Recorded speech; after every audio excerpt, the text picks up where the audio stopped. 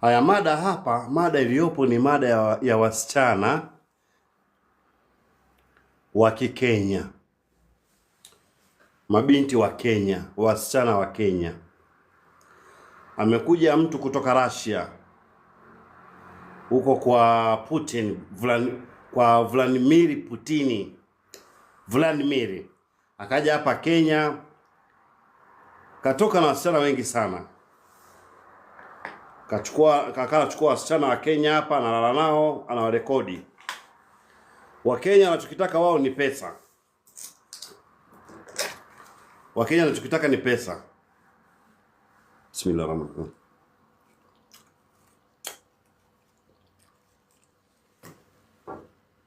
Acha kwanza nizungumze jamani.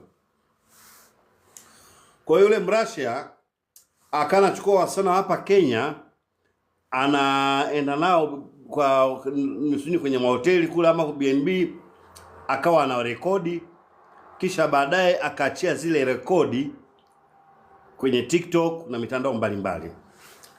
Wale wasichana ambao walikuwa wakirekodiwa wako na wazazi wao ambao ni wazazi wao wa kike na wazazi wao wa kiume na kaka zao na dada zao, wengine wako na watoto wao. Na nasikia Mrussia yule ni mgonjwa. Hivi nyinyi wasichana wa Kikenya, ni kitu gani kinachopelekea mpaka mnakuwa mnauza utu wenu kiasi hicho? Hivi tamaa ya pesa kweli jamani? Pesa inakufanya unatoa utu wako. Pesa inakufanya unatoa heshima yako. Haya, kwa nini ukubali kurekodiwa sasa? Kwa sababu ni mzungu? Wayafanya hayo, wakubali kurekodiwa kwa nini? Kwa sababu ni mzungu? Na unajua watu kama hao wakirekodi wanaweka mitandaoni. Na wakiweka mitandaoni siku hizi na hizi simu za mkononi, baba yako mzazi yuko na smartphone, kaka yako yupo na smartphone, dada zako wakubwa wako na smartphone, wadogo zako wa kike na wa kiume wako na smartphone. Yawezekana hata binti yako, una mtoto ana smartphone. Unakubali kurekodiwa, video inaachiwa mitandaoni, baba yako mzazi anakuona, mama yako mzazi anakuona unavyodhalilika kwa sababu ya pesa kidogo. Na ukiangalia hapo nyuma, labda mama yako mzazi alikwambia, hebu nisaidie hata shilingi 1000, 2000 ya Kenya, ukamwambia sina. Na ndio muda huo video zinapostiwa kwamba ulikuwa na Mrussia. Kwa pesa kidogo sana unatoa thamani yako na utu wako. Alafu mnaanza kulalamika, kwa nini kafanya? Kwa nini kaposti? Na haya matukio sio mara ya kwanza. Maana kuna msala mwingine pia nimeona hapa Kenya. Kuna jamaa alitoka Amerika, sio walitongozana mitandaoni huko. Akaja hapa akamrekodi akiwa mtupu, akaiachia, akaiposti. Bado hamjakoma, amekuja Mrussia pia mnakubali kurekodiwa. Alafu serikali inaingilia kati. Kwa nini hawa mabinti kwanza wasichukuliwe wakawekwa ndani? Kwa sababu wao walikubali wakati wanarekodiwa, na hizo video mnavyoziona zinaonyesha kabisa mabinti wanajua kama wanarekodiwa. Alafu video zikiachiliwa mnaanza kulalamika ndugu. Baadhi ya Wakenya mnaanza kuongea mitandaoni, haiwezekani, si nini? Kwa nini wakubali kurekodiwa? Kwa nini wasikatae? Bwana, umenitaka mimi, unataka kunirekodi. Ndio michezo yao basi hiyo. Ndio michezo yao. Na kama Mrussia alimwambia mimi nakurekodi, nakupa 200,000 na kurekodi, ni biashara. Bismillahirrahmanirrahim.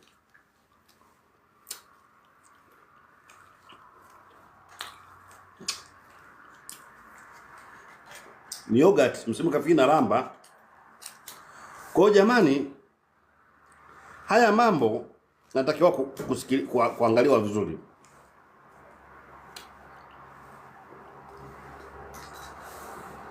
anatakiwa kuangaliwa vizuri, sio mambo ya kukurupuka.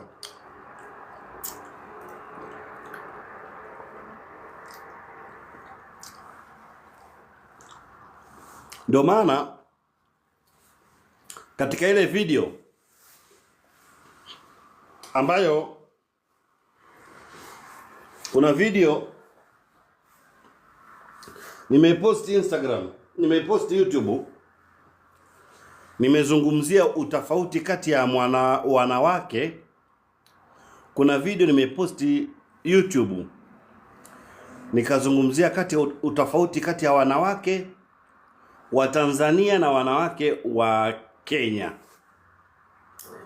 Ni wapi waaminifu katika mapenzi, japo kwamba sasa hivi dunia imebadilika, lakini kule nimezungumzia kiukamilifu sana kuhusu wasichana na ama wanawake wa Kenya na wanawake wa Tanzania. Ni nchi gani ambayo wanawake wa nchi hiyo bado kidogo wana uaminifu katika mapenzi?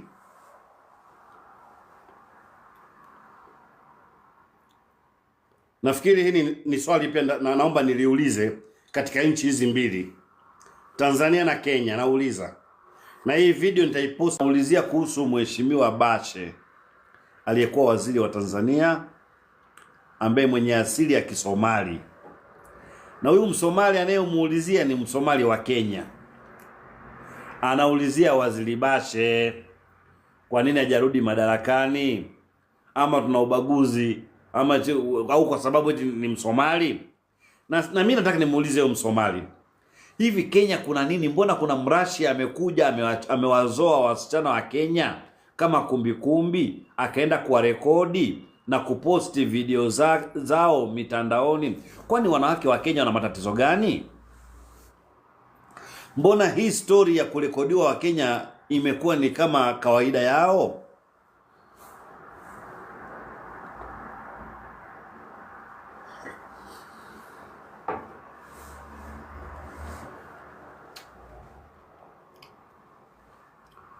Naomba hii video imfikie Msomali. Huyo Msomali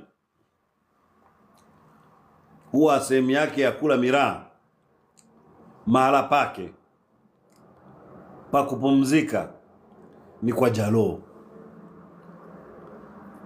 Huyo Msomali mahala pake huwa ni kwa Jalo. Kwa Jalo ndio mahala pake pa kupumzikia, na kwa Jalo ndio mahala pake pa kujidaia, na kwa Jalo ndipo alipoyazungumzia maneno hayo ya kwamba akanamuulizia waziri Bashe. Na sisi tunamuuliza kwamba wasichana wa Kenya wana matatizo gani? Naomba hilo jibu kwenye comment.